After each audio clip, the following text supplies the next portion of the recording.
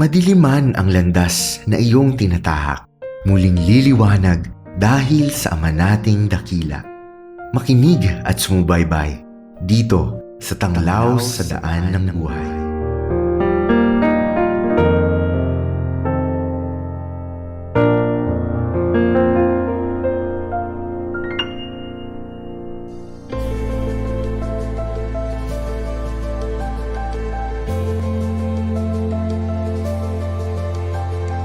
Magandang gabi po sa ating lahat. Kayo po ay nakikinig sa CARE 104.3 The Way FM. Ito po ang programang Tanglaw sa Daan ng Buhay. Kasama niyo po si Coach Edsel and of course ating technical si Don Alfonso. At samahan niyo po kami sa loob ng 30 minuto para sa pagbubulay-bulay ng salita ng Panginoon. Tayo po ay napapakinggan sa ating frequency sa radio na 104.3. Pwede po kayong mag-text sa ating mga cellphone number 0946-763-9858, 0929-3594298, o kaya sa 0915-931-7184. Tayo din po ay napapanood sa ating Facebook page sa CARE 104.3 The Way FM. Pwede po kayo mag-comment sa ating comment section at sama-sama lalo na yung mga prayer request, mga pagbati pwede din na po if we have time at babati at sama-sama tayong manalangin in a little while. Of course, tayo din po ay napapanood sa ating YouTube channel sa CARE 104.3 DWAY-FM. Huwag lamang kalimutang mag-subscribe, mag-like, hit po natin yung notification bell para every time may posting tayo po ay na-update. You can follow us sa ating Instagram sa CARE 104.3.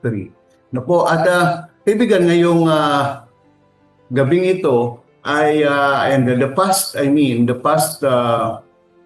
Sunday ay the world nag-celebrate po ng Father's Day. Ito po ay araw ng mga tatay. Ano po, makikita natin sa social media, napakadaming mga greetings. Yung iba ay may pakain, and the rest ay may mga special occasions sa churches, sa establishments, and everywhere else in the world. And napakaganda naman na ma-recognize o mabigyan ng special day ang mga tatay. Dahil syempre, ang mga tatay ay hindi naman ganun ka-vocal.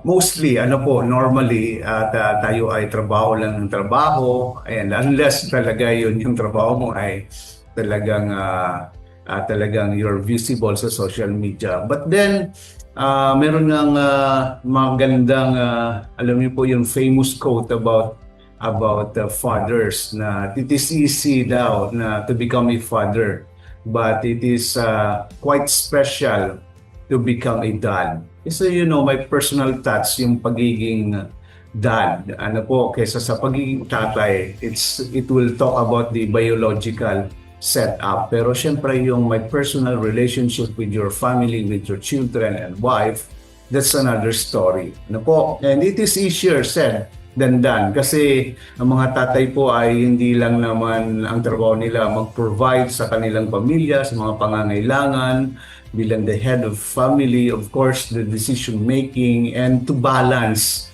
between the love and yung pagdidisiplina. At minsan tayo ay dun po nasusukat.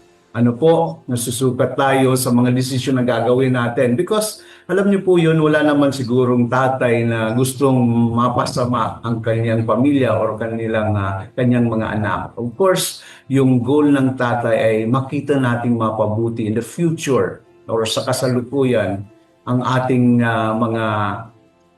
mga anak or even our wife and our families. Pero ang tanong, kaibigan, paano nga ba ang pagiging tatay? Paano nga ba yung pagiging tatay? Yun po, may napanood po ako sa social media because I don't know if this is a sermon or just an inspirational message. Napakaganda po yung sinabi ng speaker, but there's something wrong with the principle ng message. Parang ganito yung kwento na may isang magtatay daw na nag-uusap at nagpaalam yung anak na magpa-party, mag-a-attend ng party at tinanong ng tatay na kung hanggang anong oras ba. So sabi naman ng anak ay hanggang 1 o'clock. So yung tatay naman, hesitantly pumayag pero sabi niya, di ba takot ka sa dilim? Di ba ayaw mong mapag-isa? Pero confident yung anak na sabi, hindi dad, at 1 o'clock ay nandito na ako sa bahay. So ganun yung usapan nila at pinayagan naman ng tatay. Until such a time na nag-attend na nga ng party according to the story, yung anak. At siguro na willy at 1 o'clock na, nag-extend pa 2 o'clock hanggang 3 o'clock. At ang kanyang pag-uwi ay siya ay biglang kinabahan nung nakita niyang madilim at nakalak yung pinto. Ano po, at talagang ang pakasabi nga sa kwento ay talagang sineryoso ni Daddy na talagang ilalak yung pinto. So bigla siyang kinabahan at somewhat disappointed. But here comes, habang nandun siya sa labas, ay may nakita siyang parang shadow na nakita na nagbubukas ng pinto yung tatay niya. At pagbukas nga, dun sinabi ng tatay na, di ba, 1 o'clock yung usapan natin, pero, di ba, diyan ka mag-i-stay kasi it's already 3 in the morning. At sumagot naman yung anak, pero the same way, parang lulumo kasi hindi siya pinagbigay ng tatay. At yung kwento ay tila napakaganda, pero biglang sabi ng tatay na, pero wala naman sa usapan natin na hindi kita pwedeng samahan dyan sa labas. At may dalangang unan at banig yung tatay at sinamahan yung anak sa labas. At ito po yung parang something wrong with the message na nakita ko po. Yung sinasabi ng speaker na, alam mo, sasamahan ka ng Diyos sa kadiliman. Kung pili mo mag-isa, sasamahan ka ng Diyos sa kadiliman. At hihiga sa iyo at sasabay. At yun nga, yung illustration ng speaker ay humiga talaga siya sa banig at sa unan at kasama yung anak. At doon niya lilatag yung message na ganito yung Panginoon, na sasamahan tayo kahit tayo nasa kadiliman. I think, I don't really know the real story, but I find it parang may theologically mali. Kasi una, syempre, ang Panginoon can never tolerate sin. Hindi pwedeng i-tolerate ng Panginoon ang kasalanan. Kaya nga, kailangan niyang ipadala ang kanyang bugtong na anak dito sa mundo para tubusin ang kasalanan ng sangkatauhan. Otherwise, kasi sinabi niya, for the wages of sin is death. Kamatayan ang kabayaran. And kailangan niyang panindigan yan because our God is just. Kaya nga kailangan may umako ng kasalanan, but He never tolerated sin. Pangalawa, sabi na sasabahan ka sa diliman. Our God, especially Jesus Christ, is called in the New Testament as the light, and even in the Old Testament, sa mga prophecies, ang tawag ng Panginoong Isus bilang ilaw. So you can never be on the darkness. And even so, na nandun siya sa darkness, he cannot contain by the darkness kasi He is the light.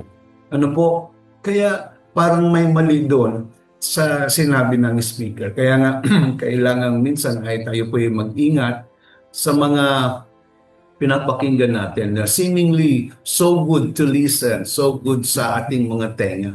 But parang ang message nun ay nagtotolerate si Lord, si God ng kasalanan, nasasamahan ka pa. Of course, God, there's no question na papatawarin tayo ng Panginoon. There's no question na talaga our God is a God of chances.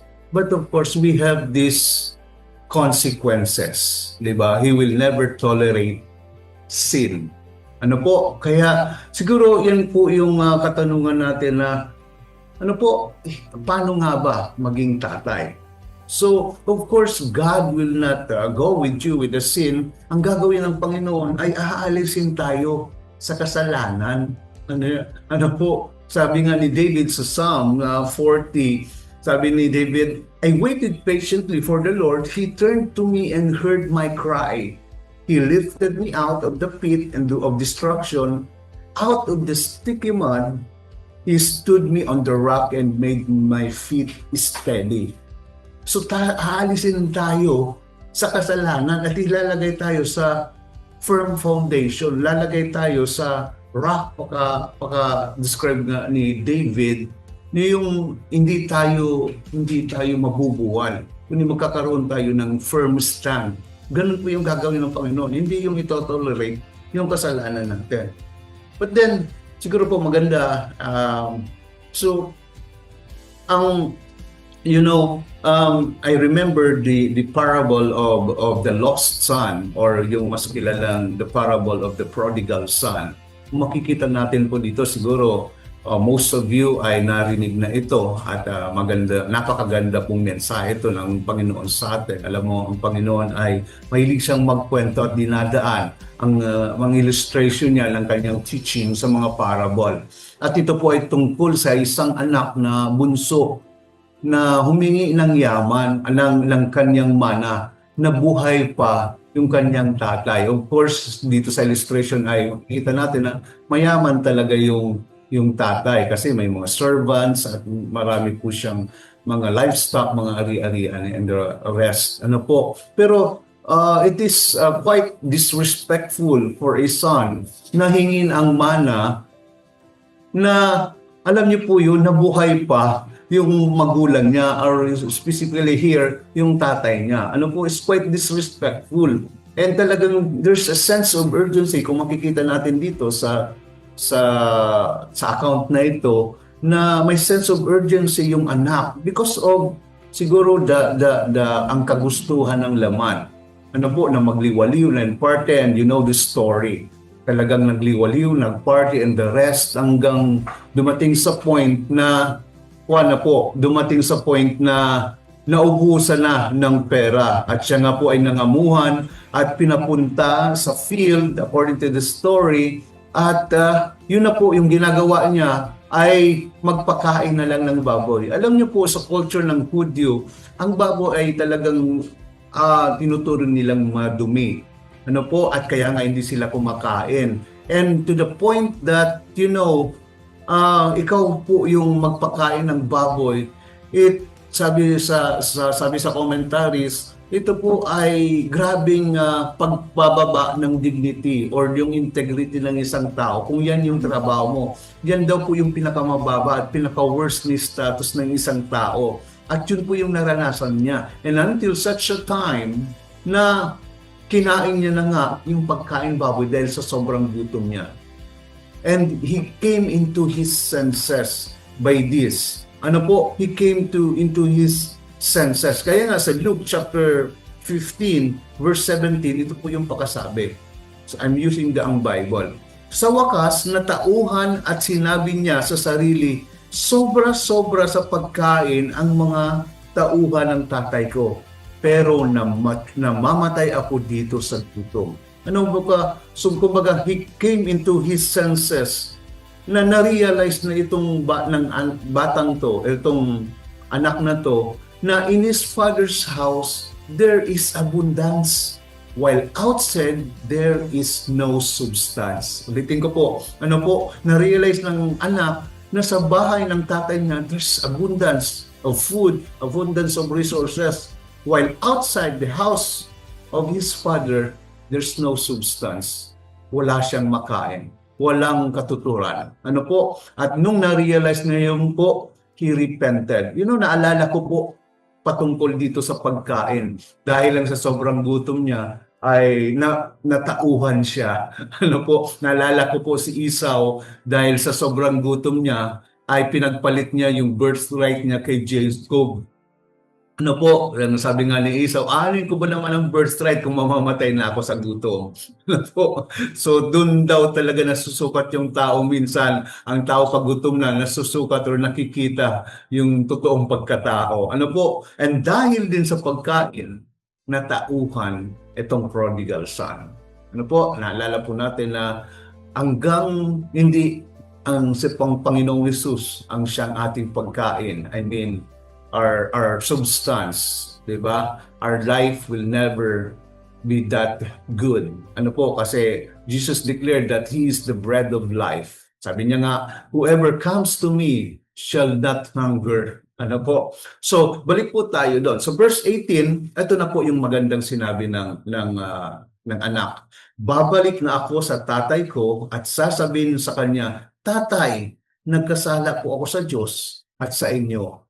Hindi niyo po ako dapat tawaging anak, ituring niyo na lang po akong isa sa mga tauhan niyo. Ano po? So, alam niyo po, sa pagkakataong ito, this son repented. Ano po? Repentance is not about crying. And it's about being sorry for your sins. Ano po? But rather, it is about the change of mind. Hindi po nadadala, ang repentance po, hindi po yung pag-iyak-iyak at being sorry dahil nakagawa ka ng kasalanan.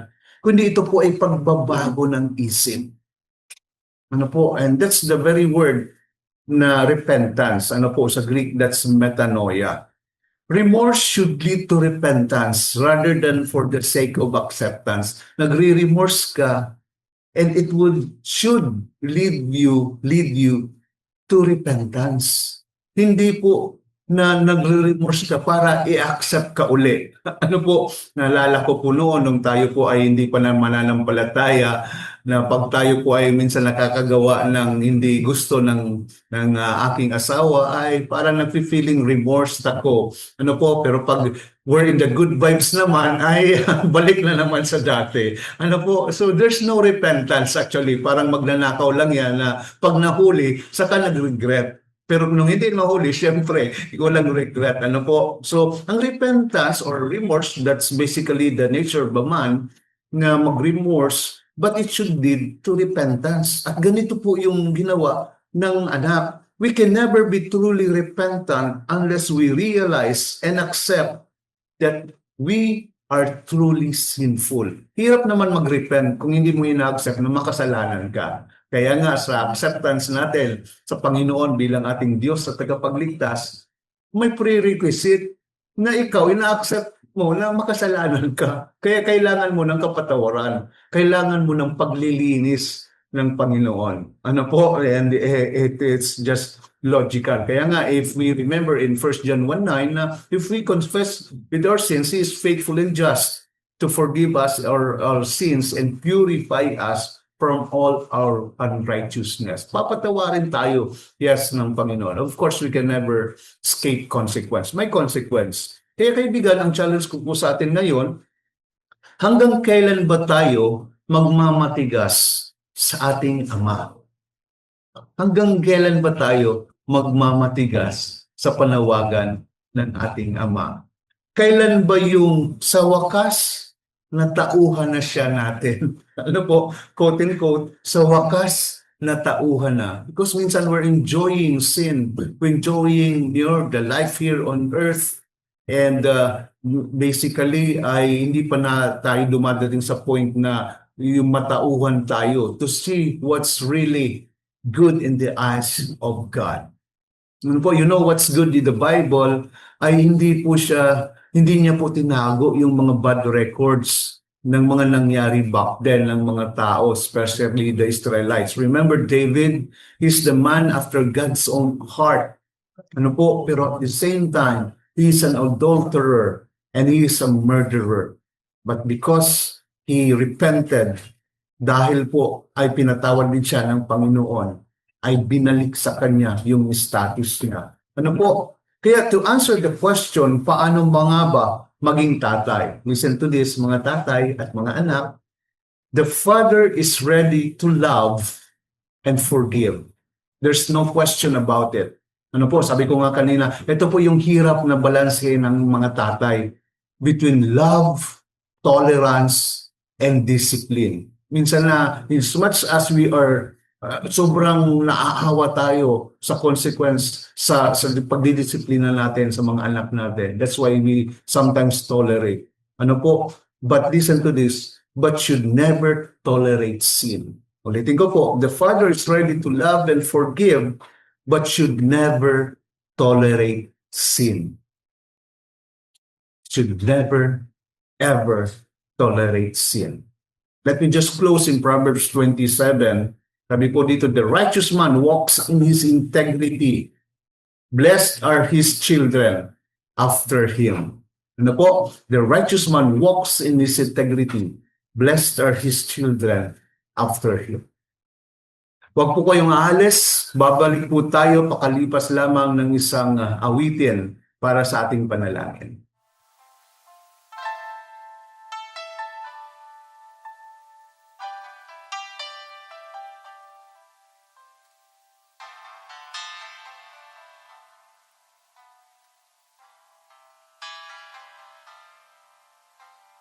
Before the world began, you were on his mind, and every tear you cried is precious in his eyes.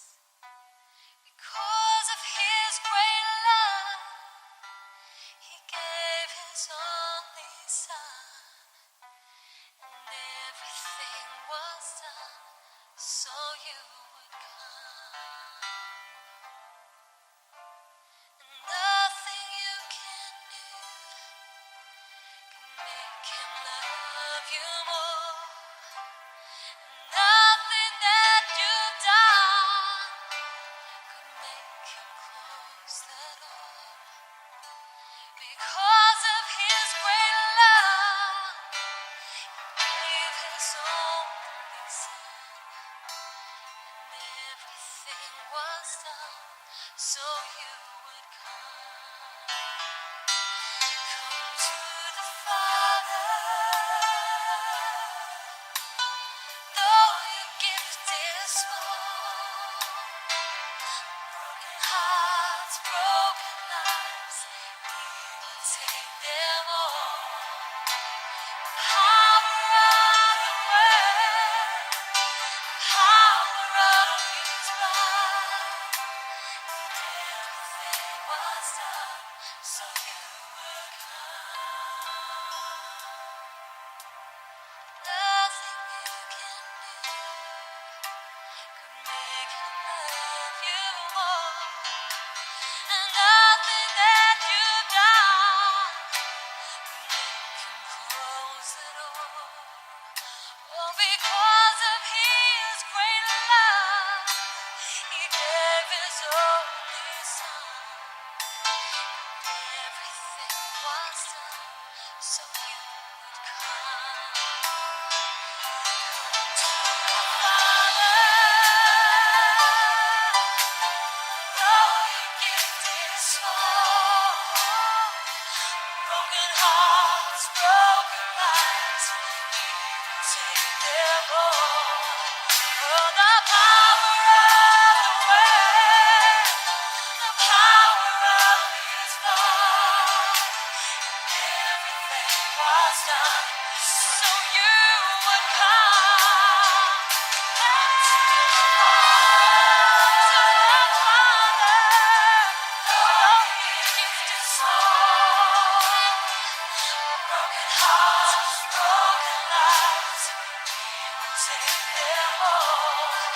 Oh, the power of the word, the power of His blood, everything was done so you would come. The power of the word, the power of His blood, everything was done so you would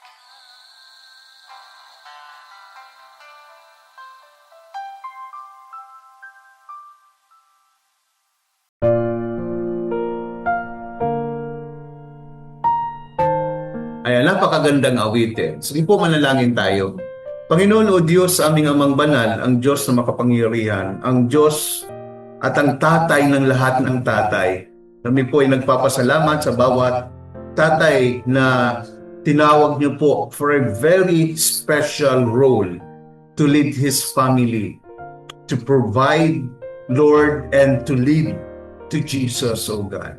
We thank you, Lord, for blessing our fathers, O God. Father, we pray for each and everyone who are listening right now to continue, Lord, to embrace what we have heard, Panginoon. Minsan mahirap tanggapin ang katotohanan. Ito po ay mabigat dahil ito po ay salungat sa aming mga preference, O God.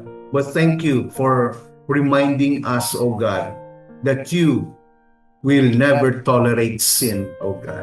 But Lord, thank you for always opening your hands for forgiveness, opening your hands, embracing us for our transgressions, Panginoon. Hanggat humingi kami sa iyo ng tawad, alam po namin papatawarin niyo po kami. Pero Lord, sana, Lord, we're praying na kami po'y matuto every day, O God, to see what's pleasing to you and what is not, O God. Especially the fathers, Panginoon. Dalangin namin sa bawat desisyon na aming gagawin, sa bawat, Lord, pagdidisiplina sa aming mga anak, sa bawat pagtuturo, O Diyos, ng aming mga anak, Panginoon. Dalangin namin ang karunungan na nanggagaling sa iyo, Panginoon. Ingatan niyo po kami sa aming mga patotoo bilang mga tatay. Ingatan niyo po, O Diyos, maging aming mga bibig, ang aming mga gestures and all the things, O God, that people and our children, our family may see that would not glorify your name. Thank you, Lord.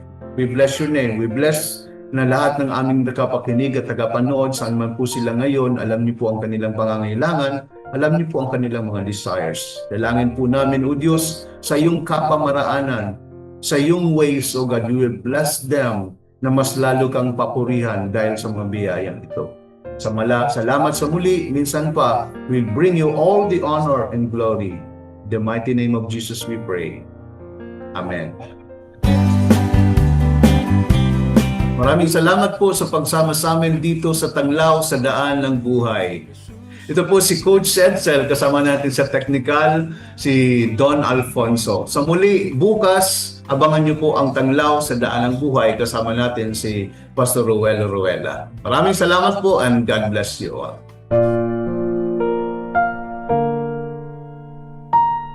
Mayroon ka bang mga katanungan o nais ibahaging karanasang magsisilbing inspirasyon sa iba?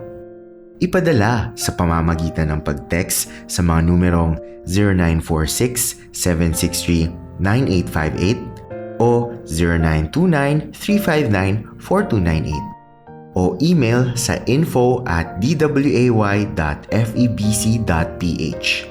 Maaari ring magmensahe sa aming Facebook page sa Care 104.3 The Way FM.